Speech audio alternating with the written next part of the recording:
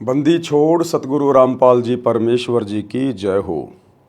परमपिता परमात्मा सारी सृष्टि के रचनहार, कुल मालिक, असंख्य ब्रह्मांडों के स्वामी, जगत गुरु, तीनों लोकों में प्रवेश करके सबका भरण पोषण करने वाले राजाधिराज, आत्माधार, नाथों के नाथ, देवों के देव, महादेव, सर्वेश्वर, महेश्वर, मृत्युंजय, अजरो अमर, आदि अनादि, सनातनी प्रभु, जगत पिता जगदीश्वर, श्री श्री 1008 की उपाधि के वास्तविक अधिकारी, अकाल मूर्त शब्द स्वरूपी राम वासुदेव, सर्वगतम ब्रह्म, परम पूज्य, प्रथम पूज्य, परम संत, परम पुरुष, परम धनी, परम दयालु, सत्य कबीर, हक्का कबीर, अल्लाहु अकबर, बाखबर, अल्लाह ताला, जगत के तारणहार, जगत के मुक्तिदाता, जगत के जगन्नाथ, हारे के सहारे, हिंदुओं के राम, मुसलमानों के अल्लाह, सिखों के वाहिगुरु, ईसाइयों के मसीह, दया के सागर दयानिधि, करुणा के सागर करुणानिधि, स्वयंभू परिभू, संकट मोचन, कष्ट हरण, मंगल करण, दुख भंजन, अविगत कबीर, निर्विकार निर्विषम परमात्मा,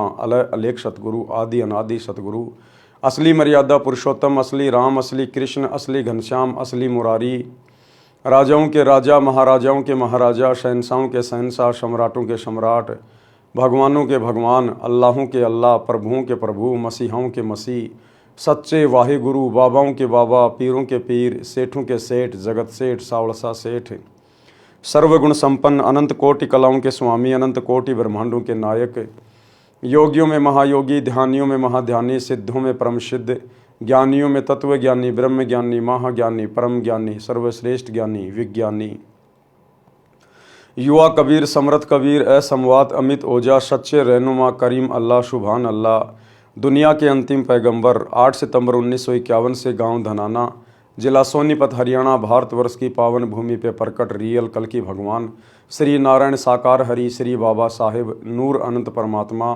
संत श्रोमणी सतगुरु रामपाल जी परमेश्वर जी के चरण कमल में साध संगति से जुड़े हुए देश विदेश से आप और हम सभी सत्सेवक भाई बहनों का अनंत कोटि दंडवत प्रणाम।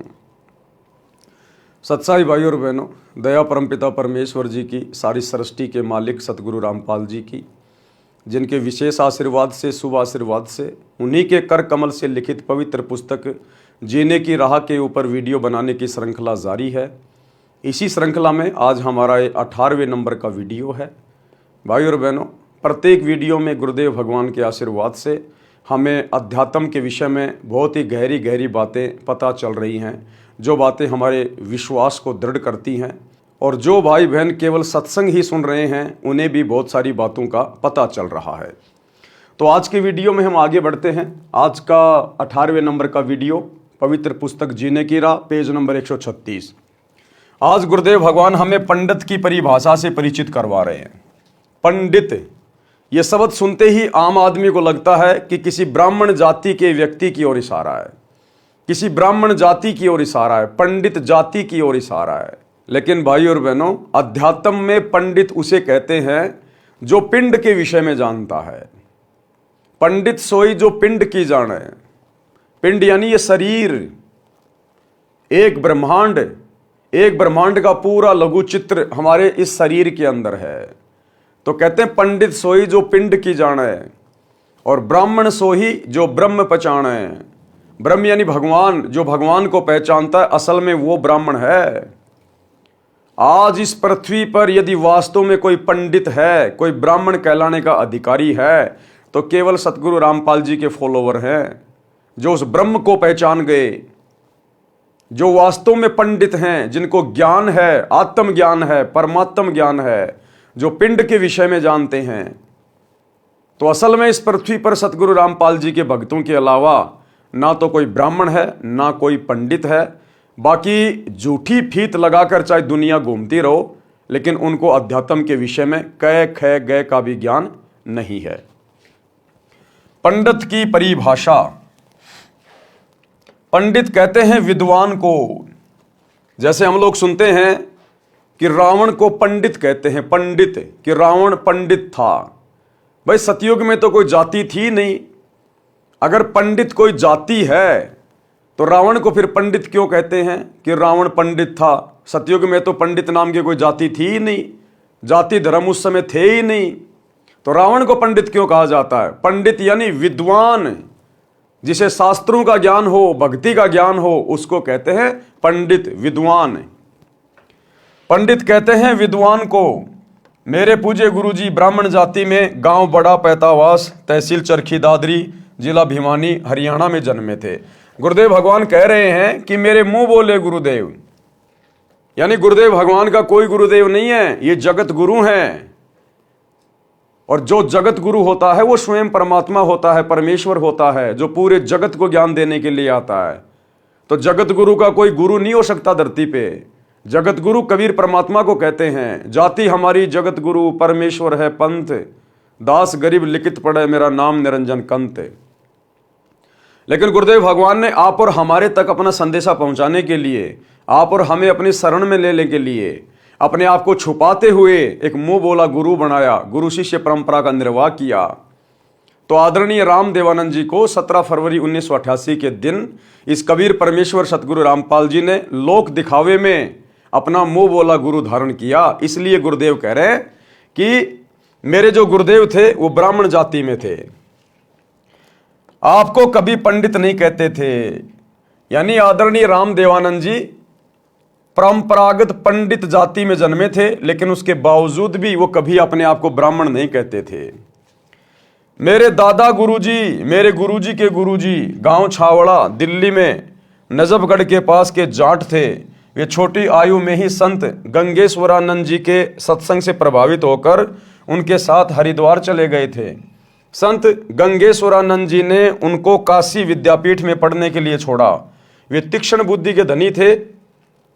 4 विषयों में आचार्य की डिग्री प्राप्त की, जिस कारण से जाट होते हुए भी पंडित चिदानंद जी के नाम से पुकारे जाते थे। गांव गोपालपुर, तहसील खरखोदा, जिला सोनीपत प्रांत, हरियाणा में उनका आश्रम है। उस पर बोर्ड लगा है, पंडित चिदानंद जी गरीबदासी आश्रम गोपालपुर। उनका नाम चिदानंद जी था। कोई ब्राह्मण भाई दुख ना माने, इसलिए पंडित की परिभाषा बताना अनिवार्य था, सो बताई है। क्योंकि आगे का सत्संग पंडित पे चलेगा, विद्वान पे चलेगा। तो कोई परंपरागत पंडित या ब्राह्मण जाति वाला दुख ना माने बातें सुन के कि भाई सतगुरु रामपाल जी तो हम पंडितों को क्रिटिसाइज कर रहे हैं। नहीं, पंडित का मतलब होता है विद्वान, जो गुरु पद पे है, जो लोगों का मार्गदर्शन करता है, उसको कहते हैं ब्राह्मण, पंडित। सुदामा जी पंडित थे। सुदामा जी ब्राह्मण कुल में जन्मे थे। निर्धनता चरम पर थी। कई बार बच्चे भी भूखे सो जाते थे। सुदामा जी की धर्मपत्नी को पता था कि द्वारिका के राजा श्री कृष्ण जी के साथ सुदामा जी की अच्छी मित्रता रही है। पत्नी ने बहुत बार कहा कि आप अपने राजा मित्र कृष्ण से कुछ धन मांग लाओ। सुदामा जी कहते थे कि पंडित का काम मांगना नहीं होता, परमात्मा के विधान को समझकर उसके अनुकूल जीवन यापन करना होता है। गरीबदास जी ने भी कहा है। क्या कहा सुदामा जी ने? हम भक्तों को शिक्षा लेने की आवश्यकता है। आज हमारे गुरु भाई बहन जो साध संगति से नहीं जुड़े हुए हैं, जो ज्ञान को आधार बना के भक्ति नहीं कर रहे, आज वे आश्रमों में फोन पे फोन करते हैं, गुरुजी के पास जेल में मेरी प्रार्थना भेज दो, गुरुजी के पास मेरी अरदास लगा दो, मेरी प्रार्थना लगा दो। कोई क्या मांग रहा है, कोई क्या मांग रहा है। सुदामा जी कह रहे हैं कि ब्राह्मण का काम, पंडित का काम, भगत का काम मांगना नहीं होता। जैसी भक्ति गुरु ने बताई है, हमने उस भक्ति को मर्यादा में रह के, गुरु की आज्ञा में रह के करने की आवश्यकता है। क्या गुरु को पता नहीं कि मेरे भगत को क्या चाहिए, कब चाहिए, किस चीज की आवश्यकता है? सतगुरु अंतर्यामी होते हैं। सतगुरु को बताने की जरूरत नहीं है, सतगुरु से अरदास करने की जरूरत नहीं है। चीटी पायल बाजे पैर, साहिब सुनता है सब लहर। वे अंतर्यामी होते हैं। महाभारत के युद्ध के समय टटीरी पक्षी ने अपने अंडों की रक्षार्थ अपनी आत्मा से परमात्मा से पुकार की थी। सतगुरु ने उस पक्षी की आत्मा की पुकार सुन ली। क्या हमने आज गुरुदेव को फोन करके बताने की जरूरत है? प्रार्थना लगाने की जरूरत है? बीच में कोई एजेंट तैयार करने की जरूरत है क्या? आत्मा और परमात्मा के बीच में कोई दलाल नहीं है, कोई एजेंट नहीं है। तो सुदामा जी शिक्षा दे रहे हैं। क्या कहा सुदामा जी ने जब उनकी पत्नी ने कहा कि श्री कृष्ण जी तो राजा भी हैं और आपके मित्र भी हैं, कुछ धन मांग लाओ।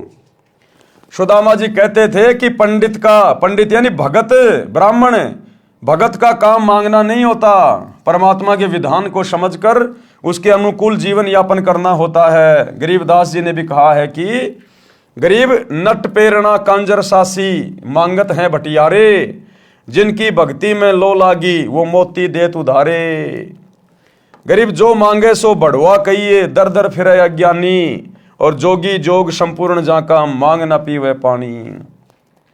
ये विशेष तौर पर उन लोगों के लिए कहा है जिनको सत भक्ति प्राप्त नहीं है, जिनको सच्चा गुरु प्राप्त नहीं है, और जो भगवा वाणा पहन के अपने आप को ब्राह्मण पंडित या गुरु दर्शाकर और गांव-गांव में जाकर अलख जगाते हैं, रोटियां मांगते हैं, आटा मांगते हैं। ये उन लोगों के लिए कहा है कि तुम सत भक्ति करो, फिर तुमने मांगने की जरूरत नहीं है, घर घर जाकर किसी के आगे हाथ फैलाने की जरूरत नहीं है। कहते हैं तो नट कांजर और सासी ये लोग मांगा करते हैं, और जो भगत होते हैं वो तो दूसरों को दिया करते हैं, मांगा नहीं करते। तो गुरुदेव कह रहे ऐ जगत के लोगों मांगो मत, परमात्मा से भक्ति की भीख मांगो। अगर एक बार परमात्मा ने तुम्हें भक्ति की भीख दे दी तो उसके बाद तुम्हारे पास किसी चीज की कमी नहीं रहेगी। फिर वो परमात्मा अपने भगत को जगत के आगे हाथ नहीं फैलाने देता। शब्दार्थ, नट ये लोग जनता में कुछ खेल दिखाते थे, जैसे लंबे बांस को बिना पृथ्वी में गाड़े उसके ऊपर चढ़ना, जो अनोखा व कठिन कार्य होता था। उस खेल के समापन पर कटोरा लेकर तमाशा यानी खेल देखने के लिए उपस्थित भीड़ से रुपए पैसे मांगते थे। इसी प्रकार अन्य जाति के व्यक्ति कंजर, सांसी, बटियारे अपनी कला दिखाकर रुपए या कणक, गेहूं, बाजरा, चना मांगते थे। यदि योगी यानी साधक भी ऐसी सिद्धियों का प्रदर्शन करके रुपए व कणक इकट्ठे करता है तो उसकी सत्य साधना नहीं है।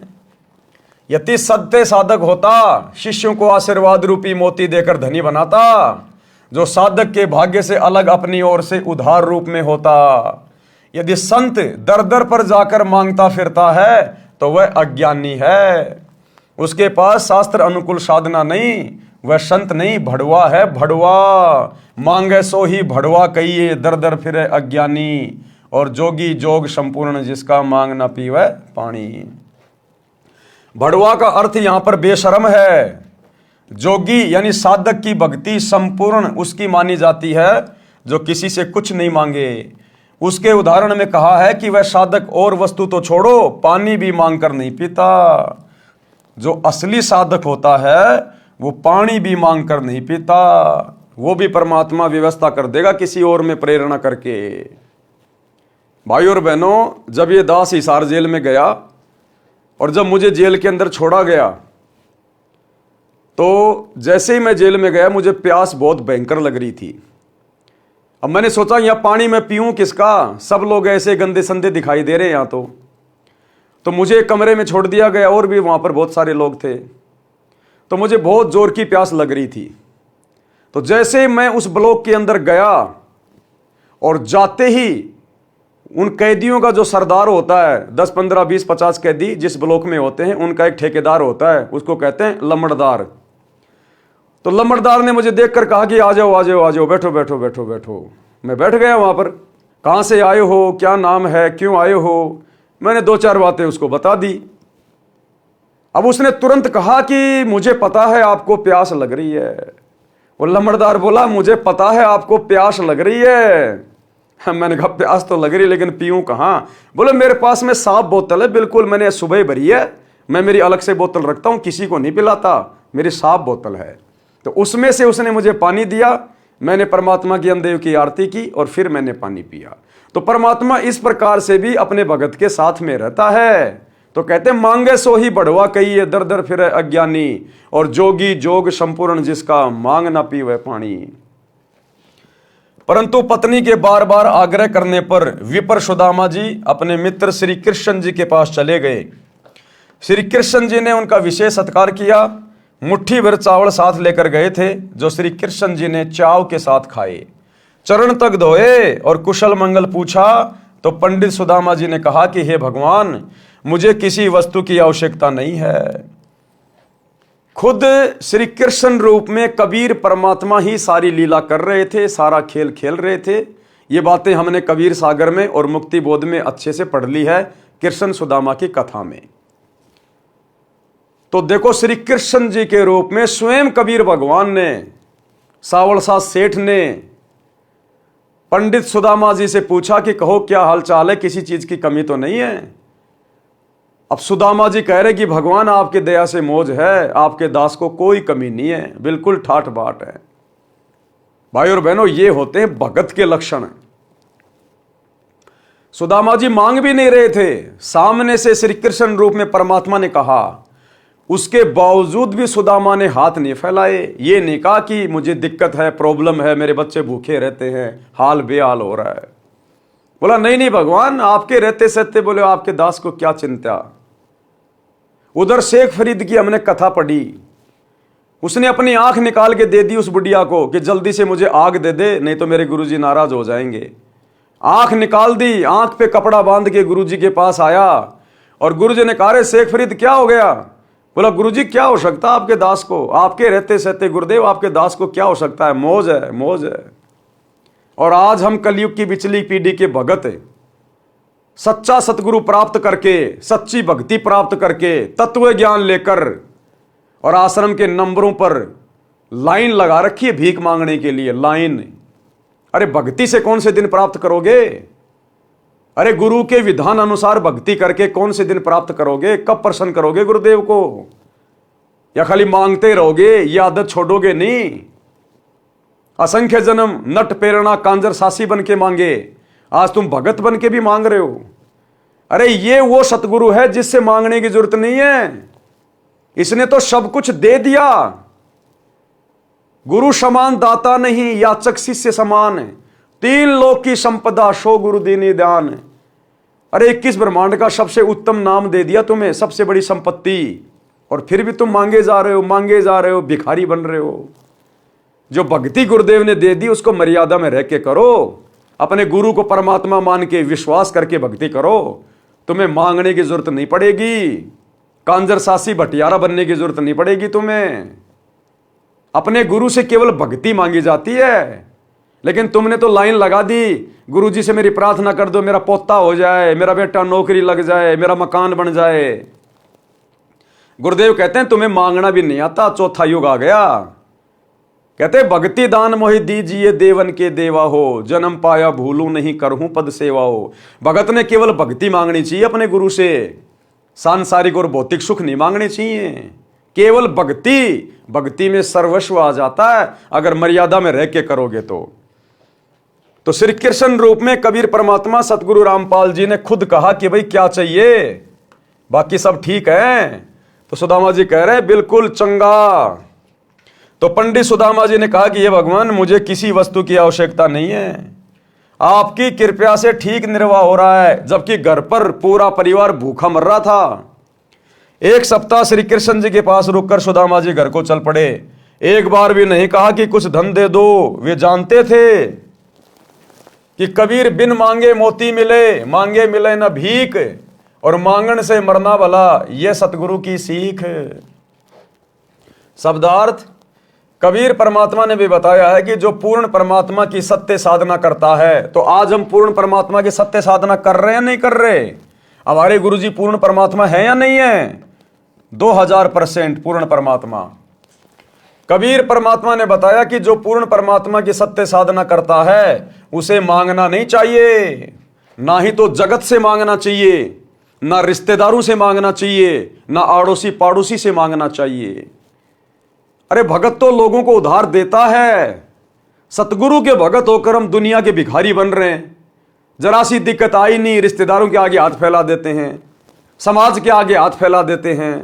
परमात्मा कहते हैं तुम्हारी भक्ति चल नहीं रही, तुम मर्यादा में नहीं हो। अन्यथा भगत तो दुनिया को उधार देते हैं, भगत दुनिया का भिखारी नहीं बनता, और वो भी सतगुरु का भगत है। अरे सेठों के सेठ सावड़ सा सेठ का बेटा क्या कभी किसी से भीख मांगेगा? क्या किसी साहूकार का बेटा किसी के आगे हाथ फैलाता है? और यदि हाथ फैला रहा है तो वो जगत में हंसी का पात्र बनता है, वो हंसी का पात्र बनता है। तो हमारे गुरुदेव तो सेठों के सेठ जगत सेठ है, इनसे ऊपर तो कोई है ही नहीं। और इनके बेटा बेटी होके यदि हम जगत से, समाज से, रिश्तेदारों से, यार दोस्तों से भीख मांगते हैं, भाई देना जरा 5000 रुपये उधार, देना जरा 10,000 रुपये उधार, तो हमसे बड़ा भिखारी है कोई दुनिया में? कबीर परमात्मा ने भी बताया है कि जो पूर्ण परमात्मा की सत साधना करता है उसे मांगना नहीं चाहिए। मांगने से परमात्मा रुष्ट हो जाता है, उसको भिक्षा भी नहीं मिलती। वह साधक यानी भगत परमात्मा पर विश्वास रखकर नहीं मांगेगा तो परमात्मा उसकी इच्छा पूरी करेगा। लेकिन संगत को विश्वास ही तो नहीं है कि हमारे गुरुजी परमात्मा होंगे, हमारे गुरुजी कबीर जी होंगे। इन्होंने तो कागज के टुकड़े को, दाढ़ी मूछ वाली कबीर की नकली फोटो को भगवान मान रखा है, उसको परमात्मा मान रखा है। यानी मोती जैसी बहुमूल्य वस्तु भी दे देगा। पूर्ण सतगुरु यही शिक्षा देता है कि मांगने से तो व्यक्ति जीवित ही मर जाता है, मांगने से तो मरना भला है। भावार्थ आत्महत्या से नहीं है, यहां अपनी इच्छाओं का दमन करके मृतक बनकर रहने से है। श्री कृष्ण जी राजा थे, अपने मित्र की स्थिति को समझकर विश्वकर्मा जी को आदेश देकर एक सप्ताह में सुदामा जी का महल बनवा दिया तथा बहुत सारा धन भी दे दिया। अगर श्री सुदामा जी जरा सी भी गलती कर देते और जब श्री कृष्ण रूप में कबीर भगवान ने कहा कि भाई क्या चाहिए, अगर उस समय सुदामा जी जरा सा भी भावुक हो जाते, लोभ लालच में आ जाते और कह देते कि भगवान हालत खराब है, एक झोपड़ी सी बनवा दो, हो सकता है भाई और बहनों एक गाड़ी अनाज की भी दे देता परमात्मा, हो सकता है उसकी झोपड़ी भी बनवा देता। लेकिन आज सुदामा का नाम श्री कृष्ण जी के साथ में नहीं जुड़ता, आज ये कथा पूरे समाज में नहीं फैलती। लेकिन सुदामा ने उदाहरण पेश कर दिया कि मांगन से मरना भला, यह सतगुरु की सीख है। उसने मांगा नहीं, क्योंकि भगत का काम मांगना नहीं होता। जो साधना गुरु ने बताई है उस साधना को सफल करो, मर्यादा में रह के भक्ति करो, गुरु को प्रसन्न करो, भक्ति भाव में चल के, जगत भाव में चल के नाराज मत करो। अगर उस समय सुदामा मांग लेता, गलती कर देता, तो आज सुदामा का भक्ति इतिहास में नाम नहीं होता। और नहीं मांगा तो परमात्मा ने बिना मांगे दे दिया, उसका महल बनवा दिया जो सुदामा कभी सौपन में भी नहीं सोच सकता था। और धन धान्य से पूरा घर भर दिया, पूरी जिंदगी का समाधान कर दिया उसका। अपने मित्र की स्थिति को समझकर विश्वकर्मा जी को आदेश देकर एक सप्ताह में सुदामा जी का महल बनवा दिया तथा बहुत सारा धन भी दे दिया। पंडित सुदामा जी अपने धर्म कर्म पर डटे रहे, जिस कारण से उनको लाभ हुआ। इसे पंडित कहते हैं, जो मांगे सो बढ़ुआ कहलाता है। पंडित की यही परिभाषा है। प्रसंग चल रहा है दीक्षा यानी नाम लेने के पश्चात भगत की आस्था संसार तथा परमात्मा में कैसी होनी चाहिए। नाम दीक्षा लेने के बाद भगत ने किस प्रकार से भक्ति मार्ग पर संभल के चलना चाहिए, संसार के प्रति भगत की सोच कैसी होनी चाहिए और परमात्मा यानी अपने गुरु के प्रति कैसी सोच होनी चाहिए। उस प्रसंग में पवित्र कबीर सागर ग्रंथ के अध्याय अनुराग सागर में परमेश्वर कबीर जी ने अपनी प्रिय आत्मा धर्मदास जी को इस प्रकार बताया है। अध्याय अनुराग सागर का सारांश, अनुराग सागर पेज नंबर 3 से 5 तक का सारांश। प्रश्न नंबर 3 से, धर्मदास जी ने परमेश्वर कबीर जी से प्रसन्न किया। प्रश्न, प्रभु दीक्षा प्राप्ति के पश्चात परमेश्वर में कैसी आस्था होनी चाहिए। उत्तर दिया, परमेश्वर कबीर जी ने बताया है कि जैसे मृग यानी हिरण शब्द पर आसक्त होता है, वैसे साधक परमात्मा के प्रति लगन लगावे। गुरु से लगन कठिन है भाई, सत भक्ति में सतगुरु स्वयं परमात्मा होता है। तो कहते हैं नाम दीक्षा लेने के बाद जिस प्रकार वो हिरण जो एक शब्द के ऊपर आसक्त हो जाता है, उसके बाद वो शिकारी उसके साथ जो मर्जी करे, उसको काटे या घर ले जाए, लेकिन वो हिरण विवश हो जाता है उस शब्द को सुनकर उसकी धुन के ऊपर और शिकारी के घुटनों पे आके अपना सर रख देता है। इसी प्रकार सतगुरु से नाम की दीक्षा लेने के बाद, उनके सत्संग सुनने के बाद, सतगुरु समझ में आने के बाद कि सतगुरु स्वयं परमात्मा है, भगत ने अपने आप को समर्पित कर देना चाहिए। तन मन शीस ईस अपने पे पहलम चोट चढ़ावे, जब कोई राम भगत गति पावे। यानी फिर भगत ने समाज की तरफ नहीं देखना, संसार की तरफ नहीं देखना, जीवित ही मृतक हो जाना चाहिए। क्योंकि सतगुरु के शरण में आने के बाद सतगुरु हमें जो ज्ञान देगा, जो भक्ति देगा, जो मर्यादाएं देगा, उस आधार से समाज से, जगत से हमारा कोई विशेष लगाव होना ही नहीं चाहिए। ना हम कोई त्योहार मनाएंगे, ना हम फालतू की परंपराओं को निभाएंगे, ना हम व्यर्थ के रीति रिवाजों को निभाएंगे, ना हम घूमने जाएंगे, ना कोई पिकनिक पे जाएंगे, तो भला फिर समाज से यारी दोस्ती रिश्तेदारी निभाने के लिए बच क्या गया? हम तो समाज की तरफ से मर जाते हैं। और जैसे हमें गुरुदेव भगवान कहें, जो मर्यादा बता दी, जो नियम बता दिए, हमने केवल उसी हिसाब से चलना है, एक कदम भी आउट नहीं चलना। और नाम दीक्षा लेकर यदि हम राजनेताओं की रैलियों में धक्के खाते रहेंगे, दुनिया के आरक्षणों में जाके बैठ जाएंगे, गुंडों की सीबीआई जांच करवाएंगे, जाटों की धर्मशाला बनवाएंगे, स्टेडियम बनवाएंगे, अयोध्या में भंडारा लगाएंगे, बजरंग दल के साथ बैठ के बांग्लादेश के मुसलमानों के खिलाफ नारे लगाएंगे, तो भैया फिर सतगुरु कुछ नहीं करेगा। इसका मतलब अभी आपको ना तो सतगुरु समझ में आया, ना अभी आपको ज्ञान समझ में आया। तो गुरुदेव के कहने का मतलब है कि नाम दीक्षा लेने के बाद आपने भी उस हिरण की तरह अपने गुरुदेव के चरणों में स्वयं को न्योछावर कर देना चाहिए, समर्पित कर देना चाहिए।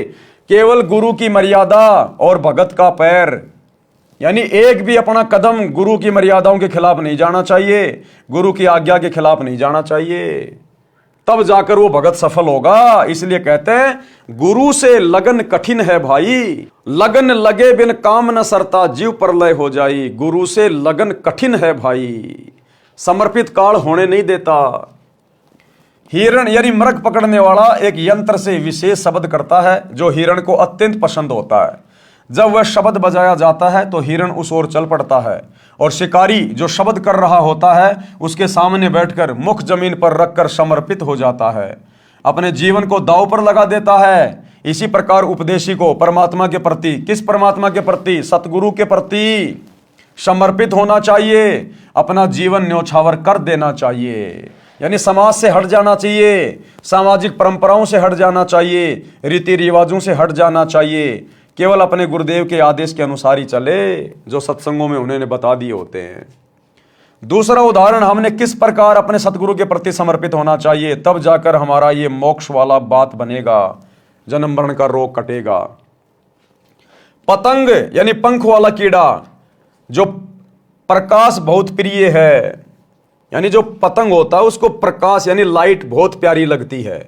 अपनी प्रिय वस्तु को प्राप्त करने के लिए वह दीपक, मोमबत्ती, बिजली की गर्म लाइट के ऊपर आसक्त होकर उसे प्राप्त करने के उद्देश्य से उसके ऊपर गिर जाता है और मृत्यु को प्राप्त हो जाता है। कहने का मतलब है हम अपने गुरुदेव भगवान के वचन पर इस कदर दृढ़ हो जाएं कि हमने समाज को नहीं देखना, यारी दोस्ती रिश्तेदारी को नहीं देखना, वो चाहे हमें कितना ही कुछ कहें, कितना ही ताना मारें, कितना ही व्यंग करें, हमें कैसा भी कुछ कहें, लेकिन हमने उनकी बातों की ओर ध्यान नहीं देना, तवज्जो नहीं देना। गुरुदेव की मर्यादाओं के अनुसार, गुरुदेव के आदेश के अनुसार ही हमने अपना जीवन यापन करना है। इसी प्रकार भगत को परमात्मा प्राप्ति के लिए मर मिटना चाहिए। समाज की परंपरागत साधना को तथा अन्य शास्त्र विरुद्ध रीति रिवाजों को त्यागने तथा सत्य साधना करने में कठिनाइयां आती हैं, उनका सामना करना चाहिए। चाहे कुछ भी कुर्बानी देनी पड़े, कुछ भी कुर्बानी, जैसे मीराबाई ने कुर्बानी दी, मीराबाई ने सब कुछ छोड़ दिया अपने गुरुदेव की मर्यादाओं के लिए, भक्ति के लिए। भगत मंसूर ने शरीर का अंग अंग कटवा दिया अपने गुरुदेव की मर्यादाओं को निभाने के लिए। गुरुदेव के वचन पर मर मिटे वो, तब जाकर आज उनका दुनिया में नाम है, भक्ति इतिहास में। पीछे नहीं हटे। तीसरा उदाहरण, किस प्रकार अपने गुरुदेव पर समर्पित होना चाहिए। पुराने समय में पत्नी से पहले यदि पति की मृत्यु हो जाती थी तो पत्नी अपने पति से इतना प्रेम करती थी, वह अपने मृत पति के साथ उसी चिता में जलकर मर जाती थी। अगर भक्ति करूंगा तो केवल अपने गुरु की, अगर भक्ति करूंगा तो केवल अपने गुरु की, वरना यह शरीर छोड़ना मंजूर, लेकिन भक्ति करूंगा तो सतगुरु की। उस समय घर तथा कुल के व्यक्ति समझाते थे कि तेरे छोटे छोटे बच्चे हैं, इनका आपके बिना कौन पालन करेगा। चाचे ताऊ किसी के बच्चों को नहीं पालते। जब तक माता पिता होते हैं तब तक कुल के व्यक्ति प्यार की औपचारिकता करते हैं, वास्तव में प्रेम तो अपनों में ही होता है। आप इन छोटे छोटे बच्चों की ओर देखो, बच्चे पिता के वियोग में रो रहे होते हैं, माता का पल्लू पकड़कर रोकते हैं। उस स्त्री को उसके सोने के आभूषण भी दिखाए जाते हैं, देख इनका क्या होगा, कितने सुंदर तथा बहुमूल्य आभूषण हैं। आप अपने बच्चों में रहो, परंतु वह स्त्री प्रेम वश होकर उसी चिता में जिंदा जलकर मर जाती है। इसी प्रकार सतगुरु की शरण में आने के बाद ये काल या फिर काल प्रेरणा से अन्य समाज के लोग जो उपदेशी नहीं हैं वो हमें कितना ही परेशान करें, कितना ही तंग करें, कितना ही लोभ लालच दें, भगत के अंदर लोभ लालच का अंश भी प्रवेश नहीं करना चाहिए। क्योंकि परमात्मा कहते हैं कामी क्रोधी लालची इनसे भक्ति ना होए, भक्ति करे कोई सूरमा जात वर्ण कुल खोए। यानी काल हमें हर प्रकार से तोड़ने का भी प्रयास करेगा। पहले हमारे को ये गरीबी में रख के प्रयास करता है कि ये भक्ति छोड़ दे दुखी होके, फिर एक समय बाद ये हमारे को इतना धन देगा, इतना धन देगा कि हो सकता है ये धन में पागल होकर लोभ लालच में आकर भक्ति में जो है आस्था हटा ले, भक्ति में ढीला पड़ जाए। तो हमें हर प्रकार से यहां पर तोड़ने का प्रयास किया जाएगा और उस समय वो हमारी परीक्षा होती है। तो भगत ने ये चीजें नहीं देखनी है। जिस प्रकार वो स्त्री जो अपने पति के प्रेम में पागल होती है, वो अपने छोटे छोटे बच्चों को जो रो रहे होते हैं उनको भी नहीं देखती। सोने चांदी के उसके आभूषण उसके सामने लाए जाते हैं, इनको कौन पहनेगा, ये लाखों रुपए के आभूषण हैं। वो कुछ नहीं देखती, उसका प्रेम केवल अपने पति में, उसके ऊपर धुन सवार होती है। इसी प्रकार हमारा प्रेम अपने सतगुरुदेव भगवान में, हमारी आसक्ता अपने गुरुदेव भगवान में, हमारा समर्पण हमारे गुरुदेव भगवान में। हमने जगत भाव में नहीं चलना, अब हमने काल के जाल में नहीं फंसना। सतगुरु ने इतना ज्ञान दे दिया, इतना ज्ञान दे दिया, 4 युगों में यह ज्ञान परमेश्वर ने किसी को नहीं दिया। साहिब ने भेद दिया सब खोला अपनी सतलोक राजधानी का। आप अपने बच्चों में रहो, परंतु वह स्त्री प्रेमवश होकर उसी चिता में जिंदा जलकर मर जाती थी, पीछे कदम नहीं हटाती थी। पहले तो इस प्रकार सती होती थी, कोई 1-2 ही होती थी। बाद में ये रीति रिवाज कुल की मर्यादा का रूप ले गई थी। पति की मृत्यु के पश्चात स्त्री को जबरन उसी चिता में जलाया जाने लगा था, जिससे सती प्रथा का जन्म हुआ। बाद में यह संघर्ष के पश्चात समाप्त हो गई। इस कथा का सारांश है कि जैसे एक पत्नी अपने पति के वैराग्य में जिंदा जलकर मर जाती है, मुख से राम राम कहकर चिता में जल जाती है। जगत में जीवन दिन 4 का कोई सदा ना रहे, ये विचार पति संग चाली कोई कुछ कहे। इसी प्रकार जगत में जीवन दिन 4 का कोई कुछ भी कहे, समाज की परंपराओं को छोड़कर, रीति रिवाजों को छोड़कर हम तो अपने गुरुदेव भगवान के साथ चलेंगे। जो आज्ञा गुरुदेव की है, जो नियम गुरुदेव के हैं, हम नहीं तोड़ेंगे, ना समाज के लिए, ना परिवार के लिए, ना यारी दोस्ती रिश्तेदारी के लिए। हम प्रत्येक वचन निभाएंगे अपने आत्मा के कल्याण के लिए। शब्दार्थ, बहुत पुराने समय में स्त्री अपने मृत पति के साथ जलकर मर जाती थी। उस समय उसकी आस्था अपने पति के अतिरिक्त किसी अन्य धन संपत्ति, बालकों या आभूषण में नहीं रहती थी। वह विचार करती थी कि संसार में आज नहीं तो कुछ दिन बाद मृत्यु होगी। संसार के व्यक्ति कुछ भी कहें, वह किसी की परवाह नहीं करती थी। इस तरह का विचार करके वह स्त्री अपने पति के साथ जलकर मरती थी। यह कुरीति थी, परंतु उस समय बहुत महत्व माना जाता था। अब शिक्षित समाज ने इस कुरीति व जुल्म का अंत कर दिया है। भक्ति में दृढ़ता उत्पन्न करने के लिए ये उदाहरण सटीक है कि भगत को भी, अब क्या कह रहे हैं गुरुदेव ये उदाहरण देकर, कि भगत को भी ऐसी आस्था परमात्मा प्राप्ति के लिए लगानी चाहिए। संसार के व्यक्तियों की सांसारिक बातों पर ध्यान न देकर अपने उद्देश्य की सफलता के लिए दृढ़ता से भक्ति करें, मर्यादा का पालन करें। नीचे की वाणियों में यही समझाया है कि भगत सत्य पुरुष की साधना के लिए ऐसे ही लगन लगाए, संसार के नाते संपत्ति को भूल जाए और केवल परमात्मा में ध्यान लगाए। लेकिन भाई यहां तो सांसारिक नातों को निभाया जा रहा है, दृढ़ किया जा रहा है। गुरुदेव के दोनों लड़के हरियाणा के जाट समाज की गोहाना जाट धर्मशाला बनवा रहे हैं, 1 करोड़ रुपए लगा रहे हैं भगत समाज का, जाटों से यारी निभा रहे हैं अपने समाज से। धनाना गांव में लोगों से यारियां निभा रहे हैं, करोड़ों रुपए का बैडमिंटन का स्टेडियम बना रहे हैं अपने समाज के लिए, जाट समाज के लिए, अपने स्वार्थ के लिए, ताकि हमारे आश्रम के बनने में, आश्रम के चलने में धनाना गांव वाले कोई दिक्कत पैदा ना करें। गांव वालों का मुंह बंद किया जा रहा है, वो जो कहते हैं वही काम करवाया जा रहा है, चाहे मर्यादा टूटे चाहे ना टूटे। 2 कोडी के राजनेताओं की रैलियों में संगत को बसों में भर भर के भेजा जा रहा है ताकि बीजेपी सरकार हमसे प्रसन्न रहे और हरियाणा में हमारे आश्रम चलते रहे। तो यहां तो बिल्कुल उल्टा काम हो रहा है भाई और बहनों, बिल्कुल उल्टा।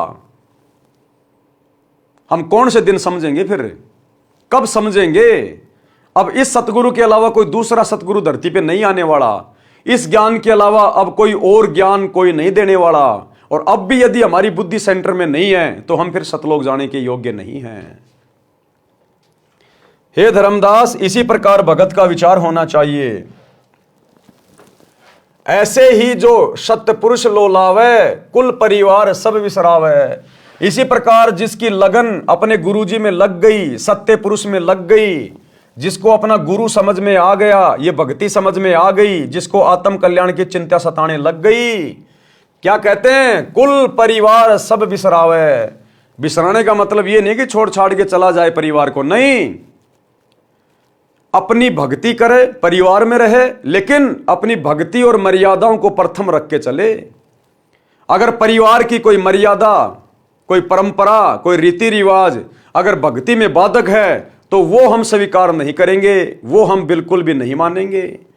बाकी जो परमात्मा ने रोल दे दिया, एक बेटे का, एक बाप का, एक बहन का, एक पति का, वो हम सारे निभाएंगे, प्यार प्रेम से रहेंगे, कमाएंगे, दमाएंगे। लेकिन जहां बात आएगी हमारी मर्यादाओं में, समाज की कोई परंपरा, कोई रीति रिवाज अगर अड़चन पैदा करेगी तो उस समय हम समाज की बात नहीं मानेंगे, हम परिवार को देख के नहीं चलेंगे, लोक लाज में नहीं आएंगे। प्रथम गुरु की भक्ति और मर्यादा, बाकी फिर अन्य काम। तो कहते हैं ऐसे ही जो सतगुरु लोलावे, कुल परिवार सब बिसरावे। नारी सुत का मोह न आने, जगत और जीवन सौपन कर जाने।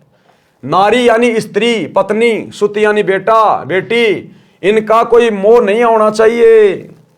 जगत और जीवन सौपन कर जाने कि भैया 4 दिन की जिंदगी है, अगर बेटा बेटी की मोह ममता में पड़ा रहूंगा तो मेरा तो जीवन नरक बन जाएगा, अगले जन्म में गधा बन के घूमूंगा। बेटा बेटी को पढ़ाओ लिखाओ, बढ़िया खिलाओ, कपड़े लाके दो, इससे ज्यादा नहीं, इससे ज्यादा मोह ममता में नहीं पड़ना। मेरे बेटे को मैं बैरिस्टर बना दूं, इंजीनियर बना दूं, डॉक्टर बना दूं, मैं इसका जीवन सफल कर लूंगा। पहले अपना तो जीवन सफल कर ले, बेटा बेटी के तो बाद में देखना, पहले अपना तो कर ले। तो परमात्मा कहते हैं फालतू के चक्कर में मत पड़ना, और बेटा बेटी को भी समय पे भक्ति में लगा दे। एक बार जब वो डॉक्टर बन गया फिर वो तेरी नहीं मानने वाला, तो अपने बच्चों को भी बचपन से भक्ति लाइन पे लगाओ। जग में जीवन थोड़ा भाई, अंत समय कोई नहीं सहाई। बहुत प्यारी नारी जग माही, मात पिता जाके समनाही। स्त्री, कहते हैं स्त्री अपने माता पिता से भी प्यारी लगने लगती है, लेकिन अंत समय में जब तेरा समय आएगा वो स्त्री भी तेरे साथ नहीं जाएगी जो तुझे बहुत प्यारी लगती है। तेहि कारण नरसीस जो देही, अंत समय सो नहीं संग देही। जिस औरत के कारण इंसान लड़ाई झगड़ा करके अपना सिर तक दे देता है, कोई उसकी औरत को टेढ़ी आंख से देख ले, कुछ कह दे, उसके लिए लड़ने मरने को तैयार हो जाएगा, तूने मेरी औरत को यह कैसे कह दिया। कहते हैं अंत समय में वो तेरी औरत भी तेरे साथ नहीं जाएगी जिसके कारण तू शीश देने को तैयार है। चाहे कोई जड़े पति के संगा, फिर दोनों बने कीट पतंगा। अगर कोई अपने उस पति के प्यार में, प्रेम में, वियोग में, वैराग्य में अगर उसके साथ में जल के मर भी जाती है तो भी वो साथ नहीं रहेंगे भाई। वो पत्नी अपने कर्म आधार से क्या पता कौन सी योनि में जाएगी, वो पति कौन सी योनि में जाएगा, आगे वो भी नहीं मिलेंगे, दोनों बने कीट पतंगा। इसलिए यदि मरना है तो अपने गुरु के प्रेम में मर। यहां मरने का मतलब है समर्पित हो जा, समाज को मत देख। फिर पशु पक्षी जन्म पावे, बिन सतगुरु दुख कौन मिटावे। वो पति पत्नी फिर अगले जन्म में ना जाने कोई पशु बनेगा, कोई पक्षी बनेगी, कोई किस योनि में जाएंगे। कहते हैं ये संकट, ये दुख सतगुरु की भक्ति के बिना नहीं कटेगा।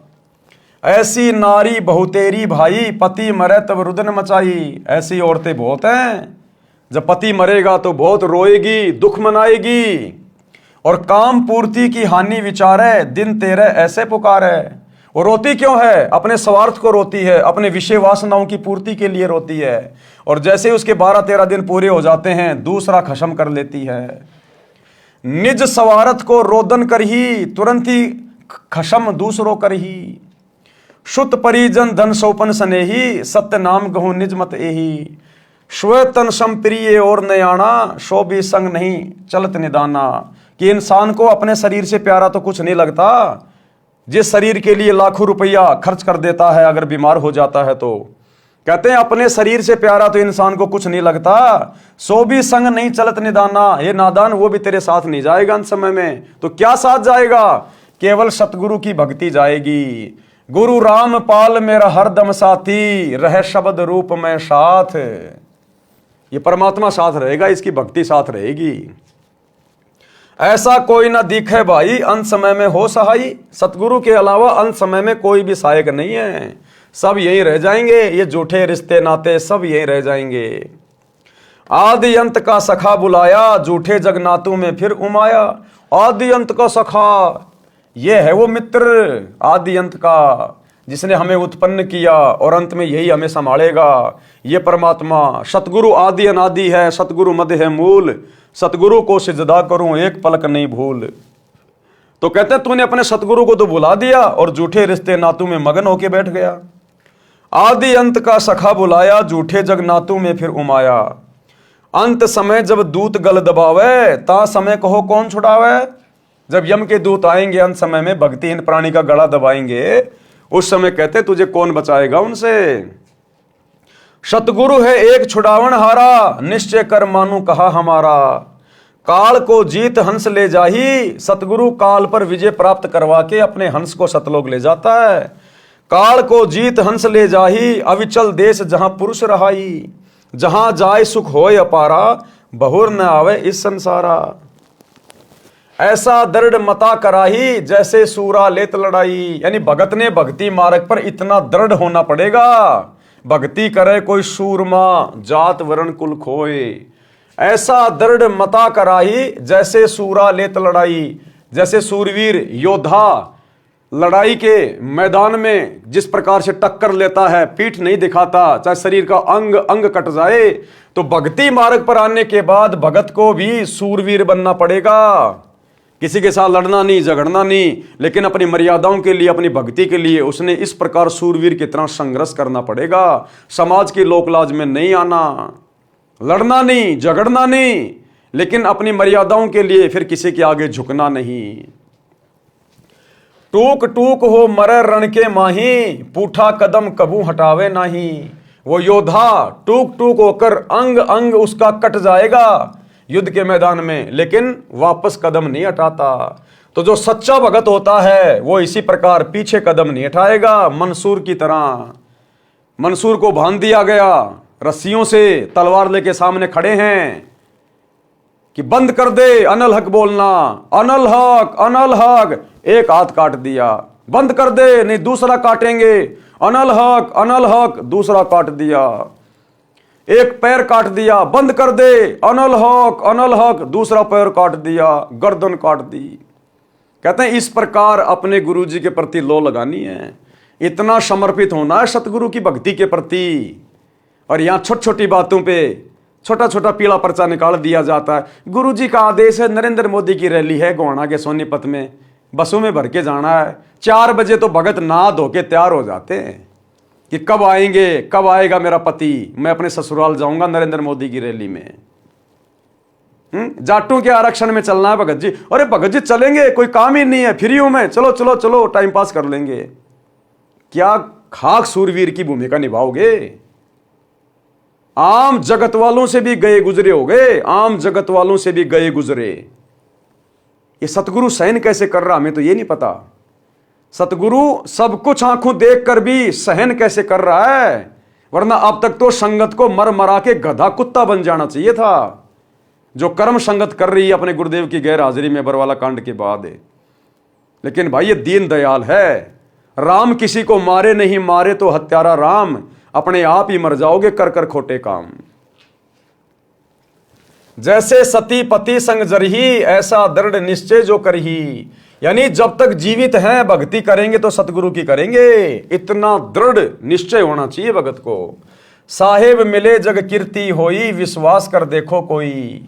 हम है राह बतावन हारा, माने वचन भव उतरे पारा। छल कपट हम नहीं कराही, निस्वार्थ परमात्म करे भाई। परमात्मा कहते हैं ये छल कपट की भक्ति हम नहीं करवाते, निस्वार्थ परमात्म करे भाई। जीव एक जो शरण पुरुष की जावे, प्रचारक को घना पुण्य पावे। यानी परमेश्वर का ज्ञान प्रचार करने वाला भी बहुत सारे पुण्य का भागी बनता है। कोटि धेनु जो कटत बचाई, एता धर्म मिले प्रचारक ताही। जैसे 1 करोड़ गायों को किसी कसाई के हत्थे से कटने से बचाया जाए, इतना पुण्य ज्ञान प्रचारक को मिलता है। लावे गुरु शरण दीक्षा दिलावे, आपा न थापे सब कुछ गुरु को बतावे। गुरु के चरणों में लावे और उनको दीक्षा दिलावे और अपने ऊपर कुछ भी नहीं रखे कि मैंने तेरे को नाम दिला दिया, मेरे कारण तू गुरु जी से जुड़ा है। नहीं, अपने ऊपर नहीं थोपना, नहीं तो गधा बन के घूमेगा कि भैया सतगुरु ने दास को निमित्त बनाया है। सतगुरु ने दास की भी सेवा लगानी थी, दास को निमित्त बना के परमात्मा ने आप तक संदेशा पहुंचाया है। बस इतना ही, अपने ऊपर ना ले कभी कि मैंने 200 भक्तों को नाम दिला दिया, मैं हर समागम में 20 भक्त लेके जाता हूं। ये नहीं, अभिमान नहीं।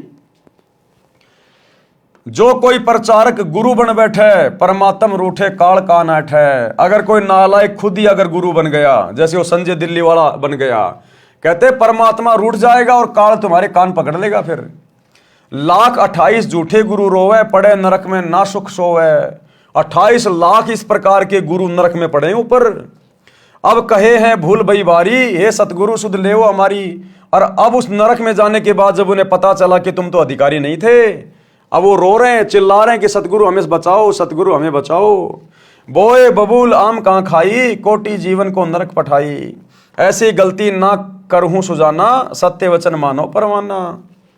शब्दार्थ, उपरोक्त वाणियों का भावार्थ है कि जब लड़का युवा होता है तो उसका विवाह हो जाता है। विवाह के पश्चात माता पिता से भी अधिक लगाव अपनी पत्नी में हो जाता है। फिर बच्चों से ममता हो जाती है। यदि पति की मृत्यु हो जाती है तो पत्नी साथ नहीं जाती। कुछ समय पश्चात यानी 13वीं क्रिया के पश्चात छोटे बड़े पति के भाई के साथ सगाई विवाह कर लेती है।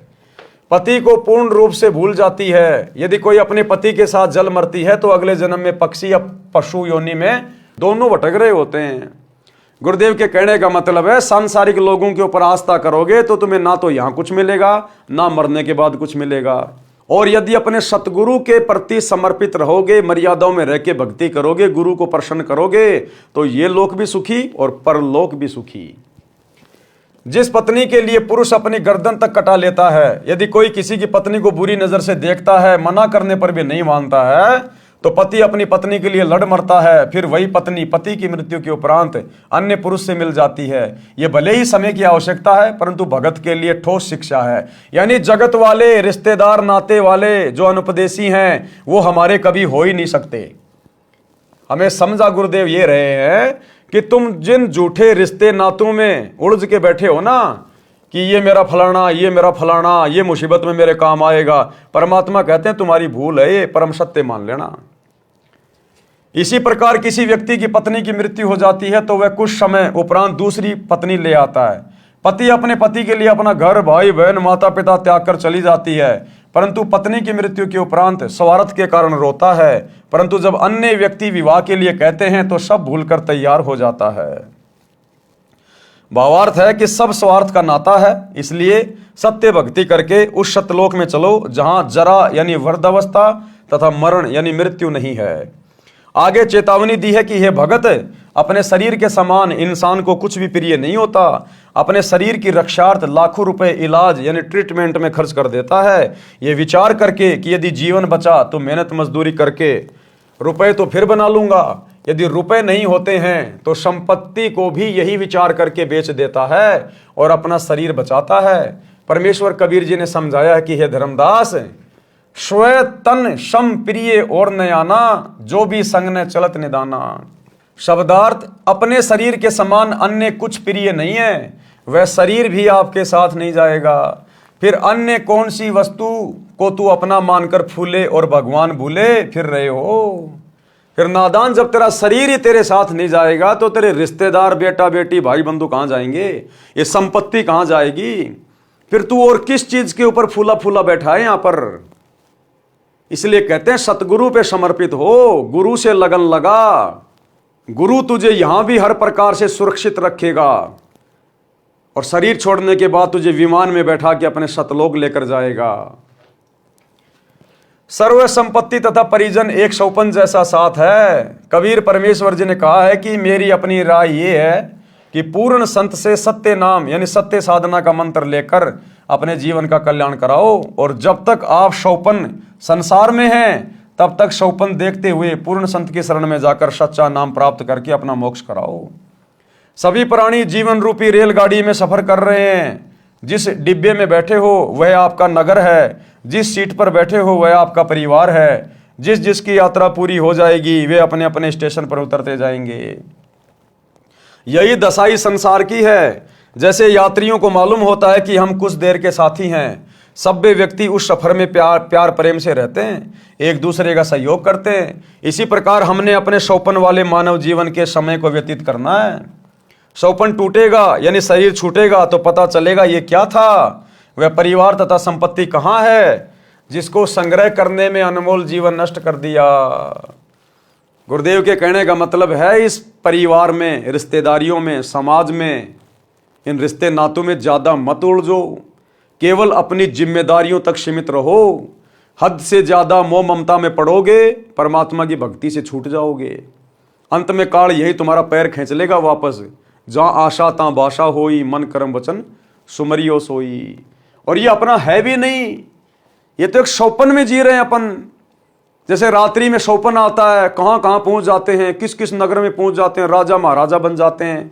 सौपन में न्यारा ही हमारा एक परिवार बन जाता है, माता पिता होते हैं, पत्नी होती है, बच्चे होते हैं। और जब सौपन सुबह टूटता है तो कुछ भी नहीं था। इसी प्रकार ये जीवन हमारा एक लंबा सपना है, किसी का 30 साल का, किसी का 40 का, किसी का 50 का, किसी का 100 का। और जिस दिन ये जीवन रूपी सौपन टूटेगा यानी शरीर छूटेगा तो बताओ फिर हमारा है क्या? क्या हम वापस इसी परिवार में आ सकते हैं? कभी नहीं आ सकते। क्या वापस आकर हम इस संपत्ति को अपना बना सकते हैं? कभी नहीं बना सकते। तो ये भी तो एक सौपन है। रात्रि वाला छोटा है, ये थोड़ा बड़ा है। तो गुरुदेव कह रहे हैं कि भक्ति में लो लगा लो, ये सारी बातें सोच समझ के आस्था अपनी गुरु में लगा लो पूरी। संसार के अंदर परमात्मा के अतिरिक्त ऐसा कोई नहीं है जो मृत्यु के समय में यम के दूत कंठ को बंद करेंगे, उस समय आपकी सहायता करेंगे। परमेश्वर उसी की मदद करता है जिसने पूर्ण संत से दीक्षा ले रखी हो। परमेश्वर उस सतगुरु के रूप में उपदेशी की सहायता करता है। इसलिए सतगुरु जी की शरण में आने के पश्चात ज्ञानवान साधक परमेश्वर में ऐसी लगन लगाए जैसी हिरण, पतंग, सती और सूरवीर लगाते हैं, जो उदाहरण पहले दे दिए गए हैं। अपने उद्देश्य से पीछे नहीं हटते। सूरवीर टुकड़े टुकड़े होकर पृथ्वी पर गिर जाना बेहतर मानते हैं, पीछे कदम नहीं हटाते। इसी प्रकार दृढ़ भगत अपनी बेइज्जती सहन कर लेगा, मार पिटाई सहन कर लेगा, लेकिन कभी भी लोकलाज में आकर, दबाव में आकर अपने सतगुरु के चरणों से दूर नहीं हटेगा। पुराणों में तथा श्रीमद् भगवद गीता अध्याय 2 श्लोक 38 में कहा है कि अर्जुन, यदि सैनिक युद्ध में मारा जाता है तो स्वर्ग में सुख प्राप्त करता है। भगत भक्ति मार्ग में संघर्ष करते हुए भक्ति करके शरीर त्याग जाता है तो सतलोक सुख सागर में सदा के लिए सुखी हो जाता है। जन्म मरण का संकट सदा के लिए समाप्त हो जाता है। जैसे हमारा जन्म पृथ्वी पर हुआ, हमारे को ज्ञान नहीं था कि हम किसके घर पुत्र या पुत्री के रूप में जन्म लेंगे। फिर हमारे को नहीं पता था कि हमारा विवाह संयोग किसके साथ होगा। ये भी ज्ञान नहीं था कि हमारे घर बेटा जन्म लेगा या बेटी। ये सब पूर्व जन्म के संस्कारवश होता चला गया। आपस में कितना प्यार तथा अपनापन बन गया। सदा साथ रहने की इच्छा रहती है, कोई ना मरे ये कामना करते हुए रहते हैं। इस काल ब्रह्म के लोक में कोई सदा नहीं रहेगा, एक एक करके पहले पीछे सब मरते जाएंगे। सारे जीवन में जो संपत्ति इकट्ठी की थी वह यहीं रहेगी। जीव खाली हाथ जाएगा, परंतु जो पूर्ण संत से सच्चे नाम की दीक्षा लेकर साधना करेगा वह सतलोक जाएगा। वहां पर ऐसे ही जन्म होगा जैसे पृथ्वी पर होता है, उसी प्रकार परिवार बनता चला जाएगा। वहां पर कोई कर्म नहीं करना पड़ता। सर्व खाद्य पदार्थ प्रचुर मात्रा में सतलोक में हैं। सदाबहार पेड़ पौधे, फुलवाड़ी, मेवा, काजू, किशमिश, मनुखा, दाग, दूध के समुद्र। सतलोक में वृद्ध अवस्था नहीं है, मृत्यु भी नहीं है। इसको अक्षय मोक्ष कहते हैं, यानी सदा सदा के लिए मोक्ष, अविनाशी मोक्ष, पूर्ण मुक्ति कहते हैं, जो गीता अध्याय 18 श्लोक 62 तथा अध्याय 15 श्लोक 4 में कहा है। तथा जिस सिद्धि यानी मोक्ष शक्ति को नैष्कर्मीय सिद्धि कहा गया है, जिसका वर्णन गीता अध्याय 3 श्लोक 4, अध्याय 18 श्लोक 49 से 62 में है। इस काल ब्रह्म यानी ज्योति निरंजन के 21 ब्रह्मांडों के क्षेत्र में सभी प्राणी कर्म करके ही आहार प्राप्ति करते हैं। सतलोक में ऐसा नहीं है, वहां बिना कर्म किए सर्व सुख पदार्थ होते हैं। जैसे बाग में फलों से लदपद पेड़ तथा बेल होते हैं, फल तोड़ो और खाओ। सर्व प्रकार का अनाज भी ऐसे ही उगा रहता है, सदाबहार है, जो इच्छा है बनाओ और खाओ। वहां पर खाना बनाना नहीं पड़ता, भोजनालय में रखो, जो खाना चाहते हो अपने आप तैयार हो जाता है। ये सब परमेश्वर की शक्ति से होता है। उस समय सतलोक यानी शाश्वत स्थान को प्राप्त करने के लिए आप जी को सती तथा सूरमा की तरह कुर्बान होना पड़ेगा। अपने गुरुदेव पर सती तथा सूरमा की तरह पूर्णतया समर्पित होना पड़ेगा। भावार्थ है कि अपने उद्देश्य यानी पूर्ण मोक्ष प्राप्ति के लक्ष्य को प्राप्त करने के लिए संसार के सभी लोभ लालच त्यागने पड़े तो विचारने की आवश्यकता नहीं है, यानी सोच विचार नहीं करना भगत ने। अगर कभी ऐसी नौबत आ जाए तो, जैसे बेटा नाम ले लेता है, पूरा परिवार उसके विरोध में आ जाता है, बाप कहेगा भैया मेरे अनुसार चलेगा तो ही जमीन में हिस्सा दूंगा, तो ही मकान में हिस्सा दूंगा, नहीं तो कहीं भी जा खा कमा कर ले तेरे बाबा की भक्ति। उस समय भगत ने विचार नहीं करना चाहिए मन में जरा भी, तुरंत उठा के थैला चल देना चाहिए कि राम राम जी बहुत बढ़िया, जय हो बंदी छोड़ की। इतनी दृढ़ता होनी चाहिए, इतनी दृढ़ता।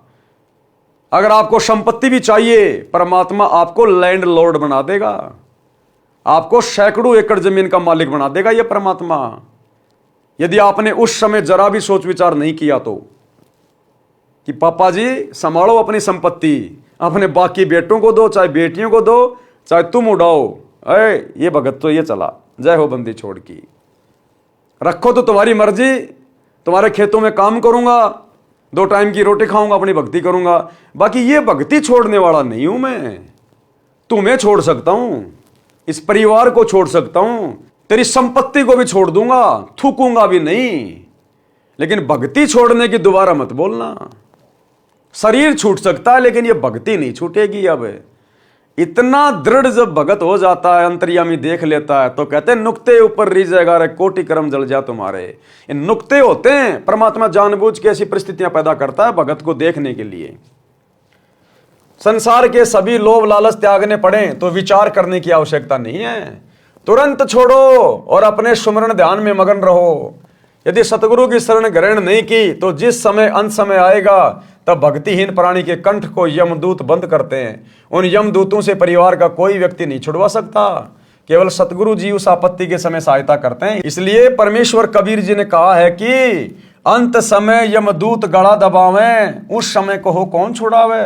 सतगुरु एक छुड़ावन हारा, निश्चय कर मानू कहा हमारा।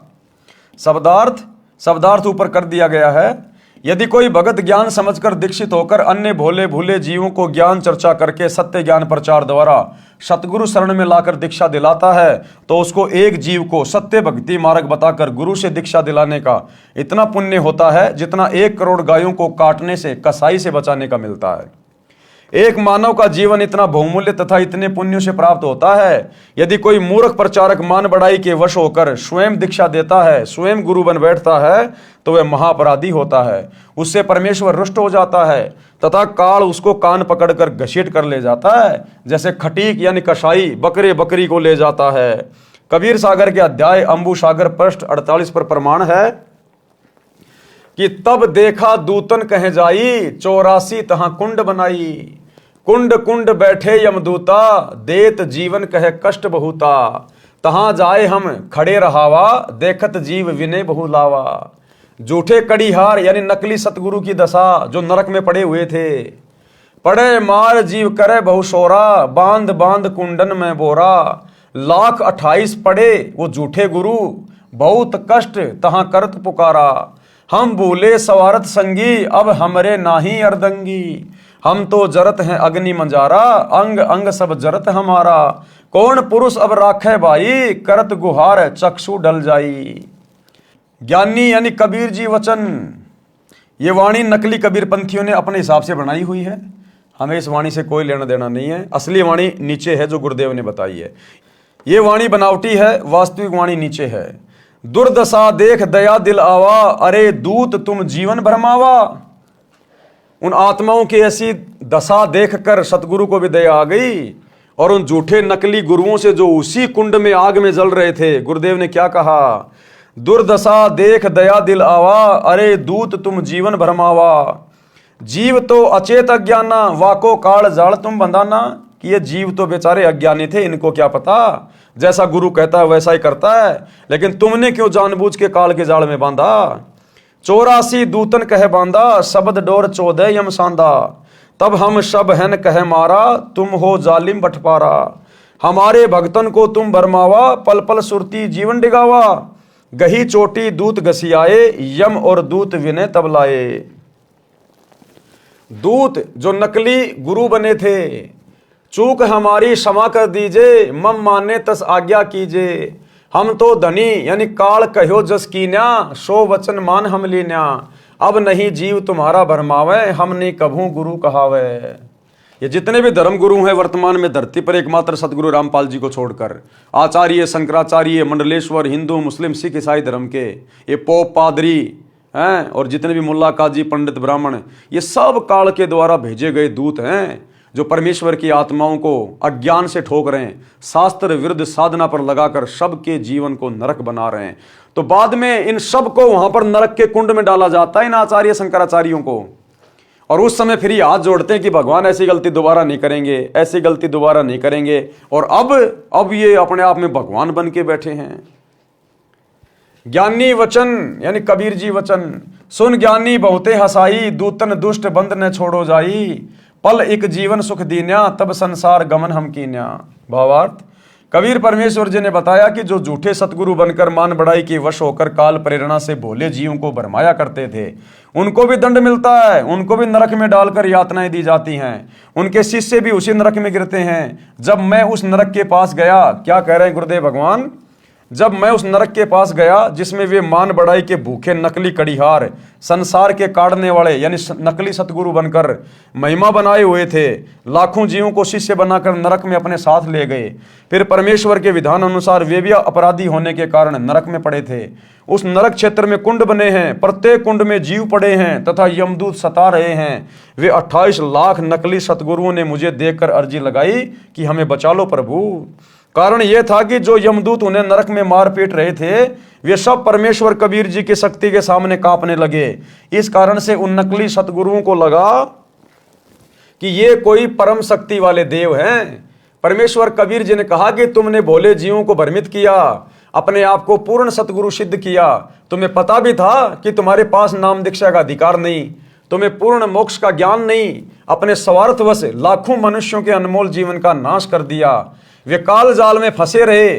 फिर मैंने उन दूतों, काल के बनाए कड़ीहारों को तथा अन्य यमदूतों को मारा, चोटी पकड़कर घसीटा। फिर नकली सतगुरु ने कहा कि हमने तो अपने धनी यानी मालिक काल ब्रह्म की आज्ञा का पालन किया है, अब आप जैसे कहोगे हम वैसे ही करेंगे। मैंने कहा, किसने कहा? गुरुदेव ने। मैंने कहा कि तुमको छोड़ा नहीं जाएगा। जो जीव उन नकली गुरुओं के शिष्य बनकर जीवन नष्ट कर गए थे, वे भी वहीं उनके साथ नरक में पड़े थे। जब तक मैं कौन? कबीर परमेश्वर जी। लिख कौन रहे हैं? सतगुरु रामपाल जी। जब तक मैं कबीर परमेश्वर जी वहां रहा, उन जीवों को नरक का कष्ट नहीं हो रहा था। इस प्रकार उनको कुछ समय का सुख देकर वहां से चलकर संसार में आया। मेरे आने के पश्चात वे नकली गुरुओं तथा उनके भोंदू शिष्यों को फिर से नरक की यातना प्रारंभ हो गई। इसलिए पूर्वोक्त वाणी में कहा है कि यदि कोई प्रचारक स्वयं गुरु बन बैठा तो परमेश्वर रुष्ट हो जाएगा और काल कान ऐठेगा अर्थात कष्ट देगा। इसलिए हे सज्जन पुरुष, कभी ऐसी गलती न करना, मेरे वचन को प्रमाणित मानना। तो भाई और बहनों, ये इतनी अच्छी अच्छी बातें भक्ति मार्ग पर गुरुदेव भगवान हमें बता रहे हैं ताकि हम निकट भविष्य में कभी भी कोई गलती ना कर बैठें। हम भगत हैं, आजीवन भगत बनकर ही भक्ति करते रहेंगे। हमारा मकसद मोक्ष प्राप्ति है, ना कि दुनिया को मोक्ष का ठेका दिलवाना। परमात्मा कहते हैं आत्म प्राण उद्धार ही, ऐसा धर्म नहीं कोई और। सबसे पहले तो अपनी आत्मा का कल्याण करवाओ, फिर दूसरे भाई बहनों को समझाओ, और स्वयं गुरु मत बनो, स्वयं दीक्षा मत दो, अपने सतगुरु के पास लेकर जाओ। और कभी भी इस बात का फिर अहंकार मत करना कि मैंने तुझे नाम दिलाया, मैं नहीं मिलता तो तेरे को सतगुरु नहीं मिलता, मैंने 500 लोगों को नाम दीक्षा दिला दी। इस मान बढ़ाई में कभी मत आ जाना, अन्यथा काल कान ऐठ लेगा। कर करावे साइया मन में लहर उठा, दादू सिर धर जीव के आप बगल हो जा। तो करने कराने वाला सब कुछ सतगुरु है। आप और हम केवल 2 कोटि के जीव हैं। हम केवल यंत्र हैं, रिमोट सतगुरु के हाथ में है, इसलिए अपने आप को यंत्र मानकर ही भक्ति मार्ग पर चलते रहना चाहिए। तो भाई और बहनों, आज के वीडियो में केवल इतना ही। कल रात्रि 8 बजे सभी भाई बहन फिर से लाइव जुड़िए एक नई वीडियो के साथ में। तब तक गुरुदेव भगवान हम सबको आज्ञा दें, इजाजत दें, सद्बुद्धि दें, आशीर्वाद दें। बंदी छोड़ सतगुरु रामपाल जी भगवान की जय हो।